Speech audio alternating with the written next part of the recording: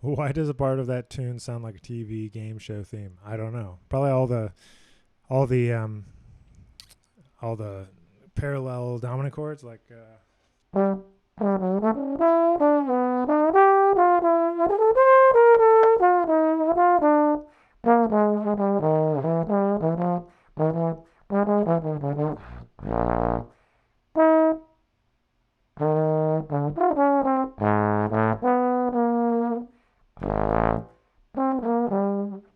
I honestly struggle with motivation, always getting intimidated with how vast everything can be.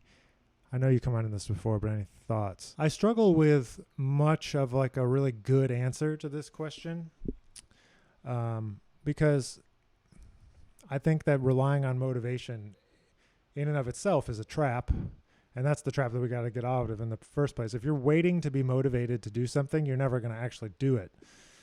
Because more times than not, your motivation runs out at a certain point, whether it's 5 days or 5 weeks or 5 months. It runs out, and then you're like, well, then what are you left with? And so to me, what you're left with is your practice, right? And I don't mean like, let's practice some amount of time, but like your practice of showing up every day to play your instrument or to get better, or your practice of, exercising or yoga or meditation or whatever.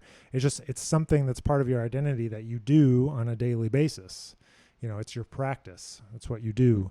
And so for me, it's more important to focus on that practice than it is to quote unquote be motivated, because you're never going to know everything, right? And you can only just worry about trying to be the best at what you are trying to do. And nobody's the best at everything. You can't out JJ Johnson.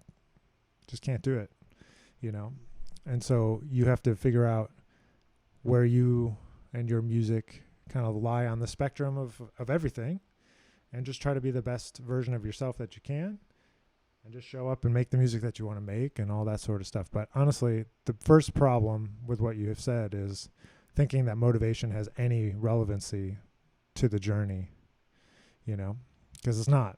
Motivation has nothing to do with it. You've decided that you're going to do it or not, and so you just do it. Like I've decided I'm going to practice today, and I just do it. I don't have to be motivated to do it because I decided, however long ago, that I'm going to do it. And if I'm just like, oh, do I feel like it? No, of course. I probably would feel like 10 other things besides, practicing or whatever the thing is that you want to be doing, But it's important to just put all that to the side and just show up for yourself, Show up for yourself and just do things, do stuff. I think that's kind of where it's at. You have to just kind of make it happen, How much transcribing would you say you've done in straight ahead versus other styles? What about how much you've transcribed from the 50s, 60s versus other eras? Yeah, 50s and 60s is probably the most. And it's also the most specific language, like playing bebop is the most specific. Everything else gets a lot more personalized from there, right? Into the hard bop area. It's still pretty specific, but then we get into this modal land and all of that stuff, and then it gets more and more personalized until you get somebody like, Elliot Mason today, or whoever, Ryan Keberly, Marshall, Michael Deese, all these people are coming out of that foundation. So most of the transcription work that I would do is that foundational work, and then I would try to transcribe things that interest you. So for me, that's like Chick Corea, Herbie Hancock, Pat Metheny, Michael Brecker, Joshua Redmond. That's like what I was listening to in high school, college. And so that's kind of going towards those things that you want and kind of mixing all that stuff together, like you're mixing together the vocabulary of what you've transcribed and what you've listened to, and stuff that's trombone-centric and not trombone-centric. It doesn't really matter. It's more important to go deep, I think, rather than wide. So if you can transcribe 5 or 10 solos by one person, you're going to get a lot more out of it than if you do like a whole bunch of different people. You'll just kind of like surface level. So something that we do with my students is pick somebody, and go deep, do a whole record and or more. So most of what I've transcribed is straight ahead because that's like the most specific music, I guess. And it's where my music is coming out of, So, I've learned plenty of stuff from Fred Wesley, Fred Wesley and fusion stuff and free stuff. Have I transcribed any free stuff? Probably not, but listen to it. And at a certain point, you get somewhere where like you can sort of transcribe stuff by ear, and you don't have to sit down and like write it down and kind of figure out a few things out, or maybe you just grab one phrase or something, and you don't have to sit there and transcribe every single note and nuance in the same way that you did at the beginning, because at the beginning you're trying to get to that level of deepness of understanding. And so once you've done it a bunch of times, you start to hear more things at once. So it goes faster, So the more things you transcribe, the easier it gets to transcribe and the faster it is and all that sort of thing. So he's working on JJ's Laura. It's great. And I wonder what your slide approach to the double time section, especially ease in 5th position. I know that the last time I was working on that solo, I wasn't thinking about ease in 5th position all that much. So I think, I mean, I know that we've talked a lot about alternate positions, and it's really a matter of kind of getting the slide moving in a flowing motion, you know? So you can definitely overdo it with the alternates. Yeah, I don't know how much. I would just experiment. I can't say off the top of my head that there's been a flurry of fifth position ease in my awareness of that particular solo.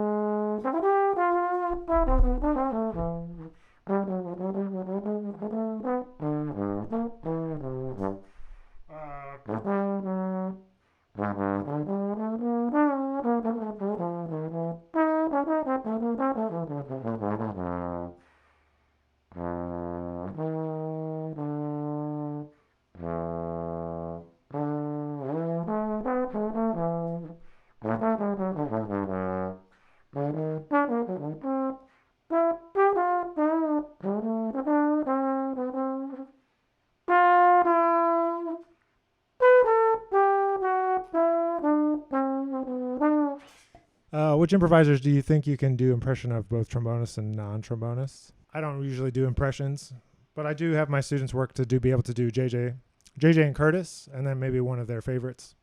There's like little kind of like isms, you know, little different things you can do.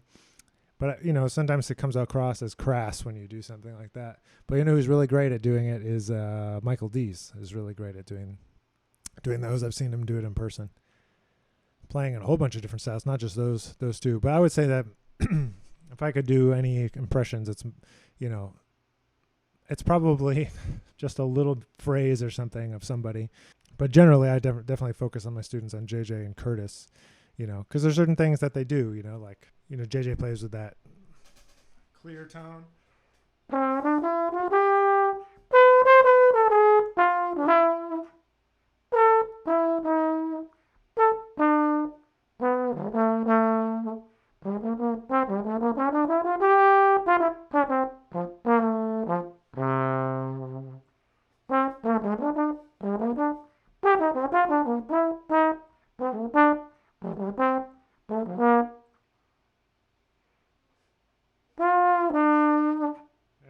To Curtis, it's more like bouncy, like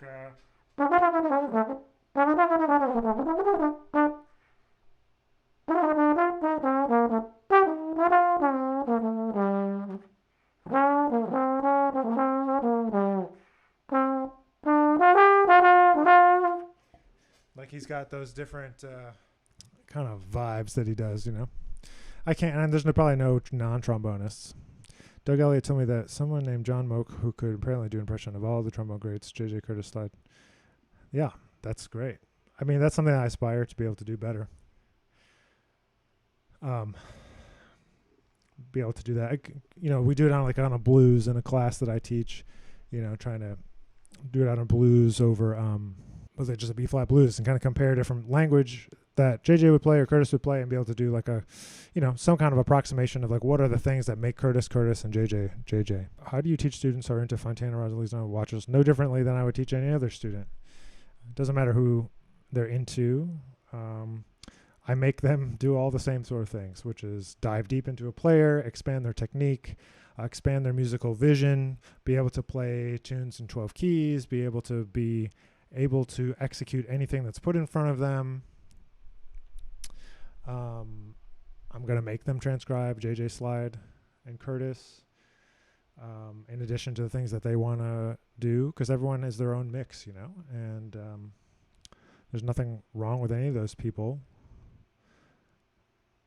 They have a lot of things that you know, someone like Curtis or JJ might not have, in terms of, you know, super facile upper register fast playing and stuff up there. So yeah, there's all different kinds of things to learn from all different people. What was the last standard you learned? I just was relearning this one.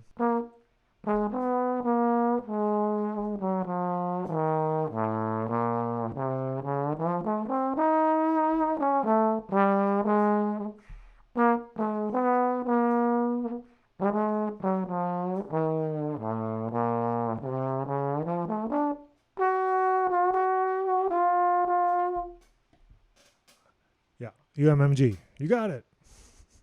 Yeah, you know, I was listening to last night the bunch of versions, and I was listening to the Joe Henderson version again, and I realized, I'm like, man, that sounds like Wynton on trumpet, because I didn't realize that Wynton was on that record. It was Wynton, obviously, but I was like, man, sometimes I'm really dumb. Thoughts on the passing and music of Grachan Moncur? Yeah, you know, he's definitely underappreciated. That's for sure. He doesn't make it into those same conversations with JJ Curtis and Slide often, which is too bad. You know, he took a different path and played with a different scene. And, you know, history decided one set of people was going to be talked about more than another. And it doesn't discount, you know, his playing or his, he's got such a unique way of playing. He was a really great, I mean, improviser and a great stylist and he has such a vibe, you know, and paved the path for a lot of players, you know, to play in more avant-garde and free settings, as well as straight ahead, you know. He did it all, man. And then he kind of just fell off the scene, you know, and just didn't get celebrated as much as other people did, which is too bad, you know. It's like, is there really only room for a few people, or is there room for everybody? You know, I guess that's the answer, is that there isn't room for everybody on the short list, you know, which is really kind of sad. But I wish I had spent more time with his music, you know. I will admit that he's not someone who I've transcribed that much of, but definitely am aware of his contributions, especially in the period with Herbie and the Headhunters, and then the Mwandishi, not Headhunters, but post-Headhunters and Mwandishi and all that stuff. And just that more like playing like a spirit, or playing a vibe, or playing like a feeling, you know? Didn't always have to do with like, learn this vocabulary or learn that vocabulary, play this 2/5, blah, blah, blah. You know, all that stuff is important, but it's only one part of a bigger question, or a bigger approach, you know. What's a solo you've been wanting to transcribe but you haven't gotten to it? Oh, there's lots of those. I always started transcribing that Wynton solo on UMMG last night. Grachan Moncur. There's another. Anything of his. It's been a minute since I've really transcribed anything other than relearning a bunch of solos that I use in my teaching a lot.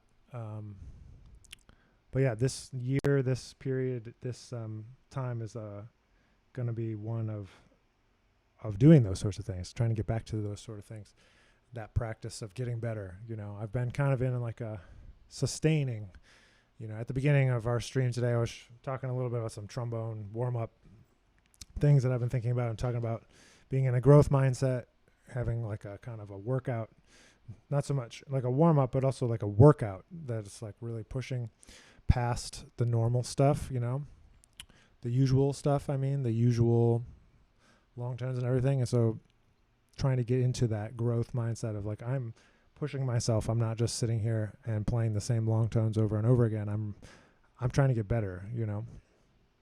So anyway, I'm in one of those periods, so I'm trying to push myself.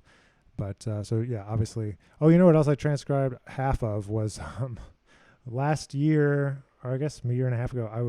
I put out an arrangement with Reggie Chapman of Sing a Song of Songs, that Kenny Garrett solo. And so I transcribed about like 3/4 of the Kenny Garrett solo on that. That was probably the last thing I was transcribing. So what are the benefits of practicing and working up a transcription versus just learning language? Well, they're related things. Working up a transcription is like working up a jazz etude, right? So it's an etude. You're learning the whole thing. It's transcription. You're also learning it by ear, so you're not learning it by sight, but by ear. And it's improving your memory. It's improving your deepness of listening. Whereas just learning language is you're just learning how to manipulate harmony, or you're trying to play something through 12 keys, or you're trying to get something into your muscle memory. They're kind of different skill sets. You have to do both. Do you think that there's a disconnect between jazz/classical lovers and the rest of the music world, contemporary pop music, etc.? I feel that jazz and classical is so contrary that they only attract a small audience. Well, even jazz versus classical, like jazz and classical are not the same audience. The disconnect comes, I think, from an attention span thing. Do you have the patience for the attention span and enjoying the process rather than the result? You know, we're in a give it to me now kind of moment, and in culture, widely speaking, you know, and not like, and with jazz, like it's the process of like that improvisation and how that band is playing together over 3 to 5 minutes. Same thing with the classical piece. It's developed over time, right? And so the end of the piece doesn't pay off unless you hear the beginning. If you just drop the needle at the end with no context for the beginning, you know, it doesn't come off the same with the same depth, you know, or the same impact that it might. And so I think the disconnect comes from that lack of attention. And so then it's like, okay, do I try to convince a whole bunch of people that don't want to be convinced to pay attention for longer than 15 seconds? I don't know if you can do it. Maybe you can.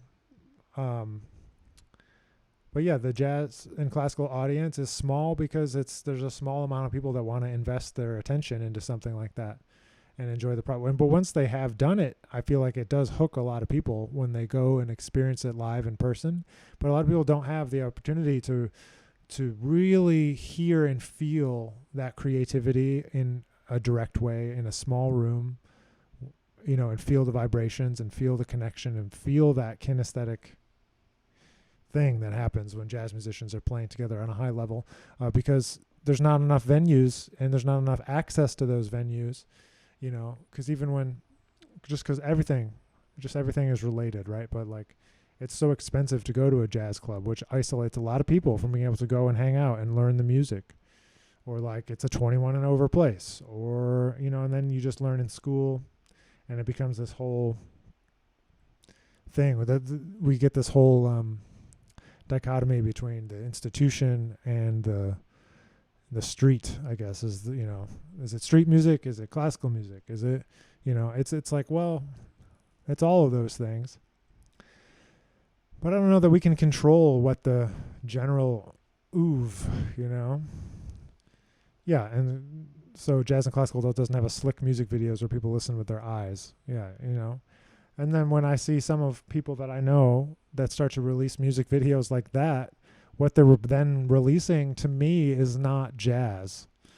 And because to me, jazz isn't necessarily like one particular style per se, but it's the approach and it's the idea of improvisation at the center to me, and that it's like that it is it's a deconstructing and reconstructing in the moment. That's what jazz is, or it's that creative. So if it's just like, oh, here's my slick arrangement and blah blah blah, that's not really the ethos of jazz to me. And you know, I'm just one person and a very opinionated person, you know. I decided to be a professor because I think it's important, but obviously that's not the general consensus, you know. What's a fundamental that you always remind students to do that they think gets old super quickly? Long tones. Play long tones until the room lights up. When working on a cast of characters, which piece was enjoyable to write and which one felt more challenging to write/finish? That's a good question. That first tune started easy and was really difficult to finish. So that's what the first tune on there is. Sorcerer. Sorcerer is a myth. Like it kind of was the impetus. The opening was the whole impetus for the whole piece, but getting that one finished was a real struggle. I always like writing ballads and trying to find new ways to create that ballad thing without just like writing a tune and playing head, solo, head. So that tune Venus, that I liked writing that one. But all right, I'm going to wrap it up for today, but we'll be back next Monday after the end of our camp, Jastroma Boot Camp. We'll be back for our next June Q&A. So we'll see you next Monday, 4 p.m. Eastern, for all of June. And if you're in New York, July 19th, I hope to see you at Dizzy's. And July 21st, I'll be in Boston at Virtuosity Music with the band as well, doing that same music that we're going to play at Dizzy's. So if you're in Boston, we'll also be in Boston not too long after. It's 21st of July. So more on that soon. But thanks for hanging today. Appreciate it. And we'll see you next week.